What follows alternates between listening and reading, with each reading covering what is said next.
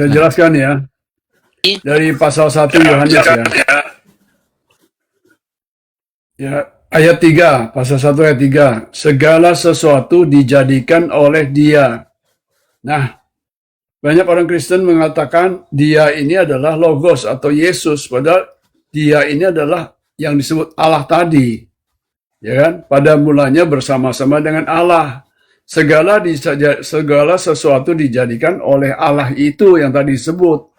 Dan tanpa Allah, tanpa Tuhan, tanpa Bapa, tidak ada suatu pun yang telah jadi dari segala yang telah dijadikan. Nah, di dalam Allah, di dalam Tuhan, ada hidup, ada life, ada terang, ya kan? Dan hidup itu adalah terang manusia. Ya, ada hidup. Makanya Yesus mengatakan, akulah jalan, kebenaran, dan hidup. Ya, terang itu bercahaya di dalam kegelapan, dan kegelapan itu tidak menguasainya. Kegelapan itu bisa diartikan kebodohan, keburukan, kejahatan, ya, kesesatan. Terang itu lambang, ya, itu.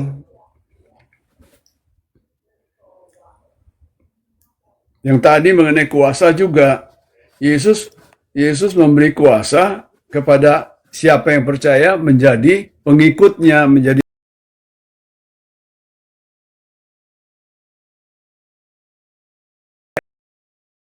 Kalau kita datang dari Yesus, ya,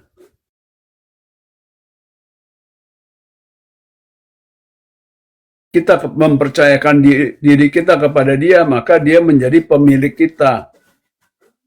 Ya, karena kita mempercayakan diri kepada Dia, maka Dia mempunyai pengikut, Yesus. Jadi Dia pemilik, Dia memiliki pengikut. Sebetulnya kita bertiga ini Kristen udah oke lah. Tinggal apa? Jangan menggunakan kata hakikat karena bikin pusing itu, ya. LAI juga nggak menggunakan kata hakikat. Ini kan sudah bagus nih masalah konsep apa ketuhanan ini kan intinya bagaimanapun Yesus itu bukanlah Tuhan melainkan Allah Bapa yang Tuhan. Nah, kalau kita lihat dari pemahaman ini luar biasa ya, baru kali ini di kepala saya mendapatkan apa di mana 3 orang Kristen itu dalam konsep ketuhanan itu pahamnya sama semua luar biasa. Ini satu apa keberkahan yang luar biasa sih.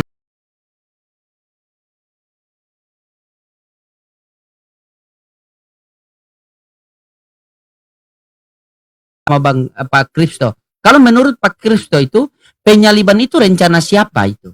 Karena terkadang di sini juga banyak yang keliru. Ini bisa berbeda nih kita tiga, ya. Nah, di sini yang kita cari. Ya. Memang perbedaan itu yang kita harus gas. Itu. Siap, silakan. Ya, saya sampaikan ya pemahaman saya. Yesus itu dihukum mati karena dia berdosa. Ya. Oh, dia berdosa. Berdosa. Iya. Kenapa dia berdosa? Padahal dia orang benar. Karena dia menentang Taurat. Ya, menentang. Dia datang ke dunia ini untuk orang Yahudi yang memegang Taurat. Dia sendiri orang Yahudi. Ya. Dia ini membawa keluar seperti orang Bani Yakub dibawa keluar dari Mesir. Ya, dia membawa keluar orang-orang yang hidup di bawah hukum Taurat. Ya, dia sendiri melanggar hukum, ya. Satu, tentang hari Sabat, dia keluar dari rumah. Hari Sabat ya buat orang Yahudi itu sesuatu yang harus ditaati, mereka harus tinggal di rumah. Ada waktu zaman Musa, masih Musa hidup. Ada seorang keluar rumah kepergok mengambil kayu api, kayu bakar, ya, ditangkap, tidak ada ampun, tidak ada bilang, ya saya tidak akan melakukan ini lagi, langsung dirajam. Ya, itu di PL, bisa dicari itu. Ya, jadi Yesus keluar rumah dengan murid-muridnya tuh bekerja dalam hal memetik bulir gandum. Bulir gandum kan seperti orang ngumpulin padi gitu loh, ya. Itu bukan kerjaan 1 jam 2 jam, ya. Nah Yesus tuh walaupun dia mengajar, dia menyembuhkan orang, itu tidak diperbolehkan. Dia melanggar. Dan dari 10 perintah Taurat, yang pertama jangan ada padamu Allah lain selain aku. Dia membawa konsep ketuhanan yang beda, ya. Bapakku dengan bapakmu, yaitu di dalam pasal 38, ya, itu sudah dia membuat suatu dikotomi perbedaan, ya, bahwa karena Yehova juga disebut Bapa dan Yesus sendiri menyebut Tuhannya itu Bapa, jadi sebutan, ya. Nah, ayat 38, ketika dia berdialog dengan orang-orang pinter, bukan orang-orang tukang sayur, orang-orang Farisi, orang-orang pinter semua, ya. Pasal 38, ya. Apa yang kulihat pada Bapa, apa yang kulihat pada Tuhanku, apa yang ku pahami tentang Tuhanku, ya. Ya. Itulah yang kusampaikan, yang kukatakan. Dan demikian juga kamu perbuat, kamu lakukan tentang apa yang kamu dengar dari Bapakmu, dari Yehova, dari Adonai Hasem, ya. Jadi ini berbeda, Tuhan Yesus dengan Tuhannya orang-orang Farisi itu berbeda. Maka puncaknya ketika satu kalimat yang keras dari Yesus di ayat 44, ya, iblislah yang menjadi bapakmu. Nah itu udah keras. Ya, jadi Yehova itu menurut Yesus itu adalah iblis. Ya, nah ini menjadi suatu pertentangan antara Yahudi dengan orang-orang Farisi, orang ahli Taurat, penjaga-penjaga Taurat itu dengan Yesus. Nah, satu perintah pertama, kedua jangan ada padamu patung, jangan membuat bagimu patung atau gambar yang serupa dengan dan engkau bersujud menyembahnya sebagai Tuhan. Yesus mengatakan, aku adalah gambar dan rupa daripada Tuhanku. Nah, itu sudah bikin patung. Ya, ya, tadi Sabat. Kemudian, jangan menyebut nama Tuhanmu Yehova dengan sembarangan. Yesus mengatakan, iblislah yang menjadi bapakmu. Kan itu udah menyakitkan. Ya. Kalau Yesus itu ditanya tentang Taurat, ya dia berbicara dari hormatilah bapak ibumu sampai selesai. Ya, dia tidak pernah menyinggung yang empat perintah di atas tadi. Karena dia melanggar. Yesus tidak mencuri, tidak membunuh, dia menghormati orang tuanya. Dia tidak menginginkan barang kepunyaan orang lain, ya. Ketika dia membayar pajak, dia membuat suatu mujizat, mengambil koin, uang dari mulut ikan, dia bayar pajak. Jadi, saya bukan bilang Yesus itu jelek, tapi dari pandangan Taurat, dia itu orang yang berdosa. Maka, majelis agama yang terdiri dari orang-orang yang ahli, ya, orang-orang yang suci, orang-orang yang taat, bukan orang-orang yang dungu. Yesus dijatuhkan hukuman mati. Begitu. Dan itu bukan urusan penebusan dosa. Ya, mati itu karena dia salah, dia bersalah kepada Tuhan. Ya. Berarti intinya Yesus ini karena dia mati itu tersalib karena berdosa, ya, poinnya di situ, ya, Pak Kristo, ya. Oke. Mungkin Bang Long atau Bang Solata dulu, silakan, bagaimana? Karena memang kita ini bukan cari persamaan. Kalau cari persamaan mending tidak usah diskusi, tetapi kita mencari perbedaan agar mana yang benar, mana yang keliru, biar kita luruskan sama-sama. Begitu, silakan. Iya. Bagaimana, Pak Solata dulu atau siapa yang maju duluan ini? Saya duluan. Oke, boleh, silakan. Bagaimana tanggapan Anda tentang itu? Yesus berdosa, silakan. Kalau di pemahaman saya, Yesus tidak berdosa, ya. Tadi kita sudah sepakat bahwasannya Yesus itu adalah utusan Bapa. Jadi Bapa yang mengutus dia. Mungkin kalau dia utusan Bapa, tak mungkinlah berdosa karena dia diprioritaskan akan memberitakan tentang kebenaran di bumi. Jadi kenapa Yesus dibumbum atau disalibkan?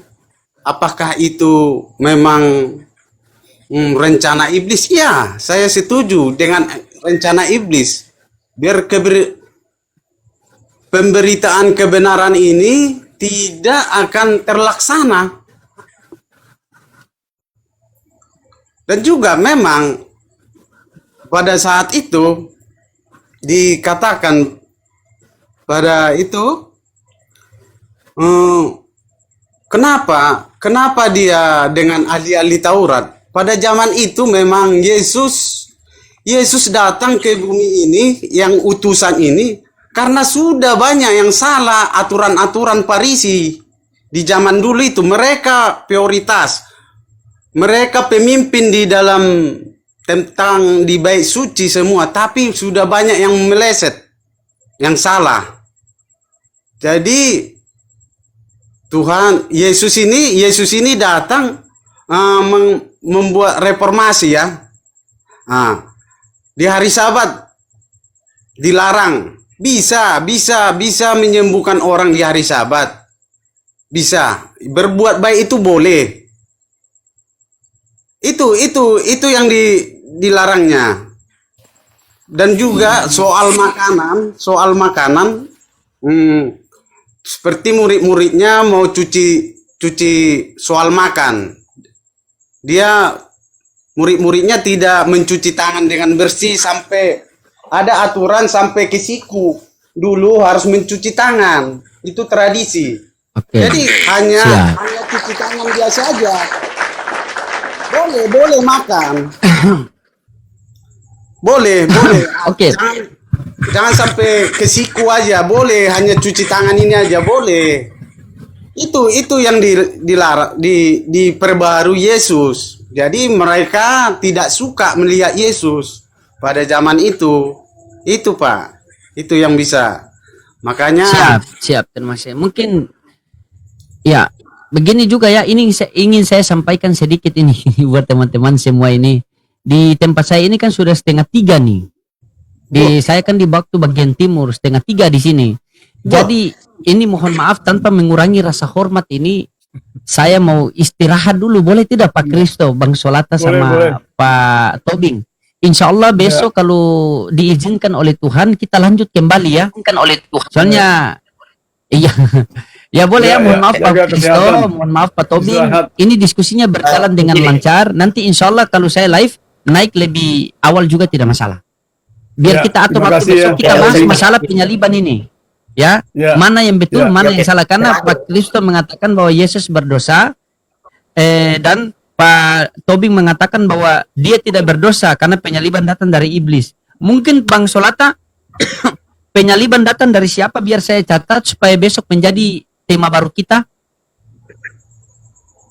Ya, kalau itu ya, saya juga mengatakan sama dengan ke Pak Tobing ya. Itu pribadi Yesus Pak ya. Tobing, Kalau baik. pribadinya.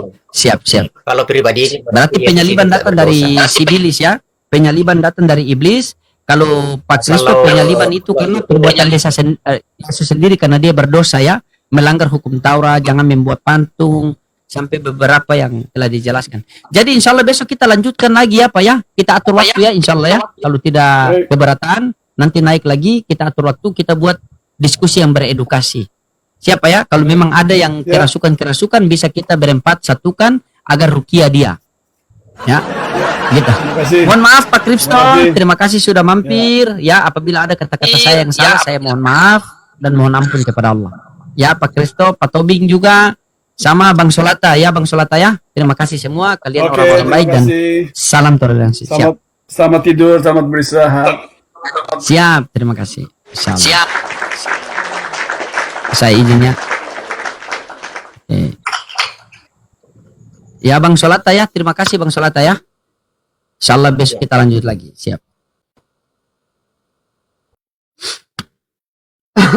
Oke teman-teman, mohon maaf juga buat kalian semua ya yang mungkin narasinya rasa tergantung atau apa, nontonnya rasa tergantung. Saya mohon maaf karena memang saya juga harus jaga kesehatan ya. Ya, karena saya insya Allah hari Senin ini sudah mulai jalan ya. Jadi saya jalan itu dari Ternate ke Bitung, Manado, Gorontalo, nengok ibu karena ibu saya berada di Gorontalo, dan dari Gorontalo baru saya ke Jakarta, baru ke Surabaya ya. Buat teman-teman semua, tolong dukung saya, tolong support saya dengan doa ya teman-temannya. Semoga safari saya berjalan dengan lancar karena saya ada diskusi, ngobrol perkara iman dengan Pak Budi Asali di Surabaya. Dan saya di Jakarta mau ketemu sama Bang Kiko, sama Bang Bruce itu, sama ada beberapa netizen lagi yang kita mau jumpa sama mereka ya. Doakan semoga perjalanan saya dilindungi oleh Allah Subhanahu wa taala dan Allah mudahkan seluruh langkah kaki kita ya, niatnya karena Allah. Oke teman-teman, terima kasih semua, dan terima kasih buat para netizen yang baik hati dan tidak sombong ya. Berkat kalian alhamdulillah Komal kita bisa ada edukasi ya, bahkan banyak yang mualaf ada beberapa orang yang mualaf di sini itu berkat doa kalian, dukungan kalian, berkat tip-tip kalian ya teman-teman. Dan terima kasih juga yang sudah tip-tip layar sampai 3,1 M, sangat luar biasa.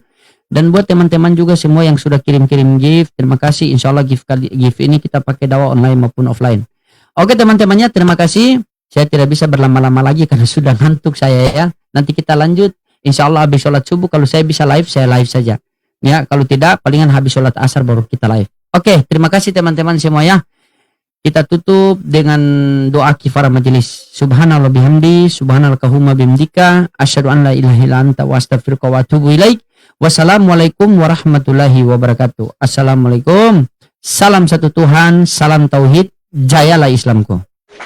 Siap.